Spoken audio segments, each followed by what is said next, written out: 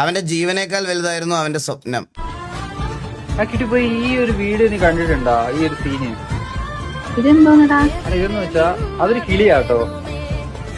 ആ കിളിയിൽ നീ നോക്കിട്ട് അതിന് എന്താ മിസ്സിങ്?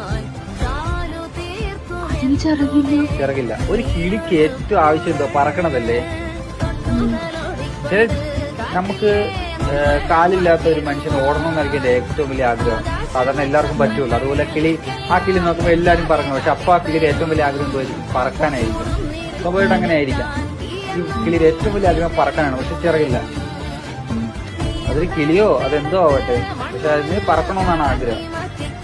അതുകൊണ്ട് അത് മരങ്ങളെല്ലാം ഇങ്ങനെ മലകളിൽ കയറ്റി വെച്ച് അത് താഴോട്ട് വീഴുകയാണ്. അപ്പൊ അതിന് പറക്കുമ്പോൾ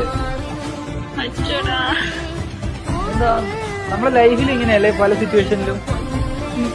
അത് മരിക്കുകയാണത്, മരണത്തിലോട്ട് പോവാണത്.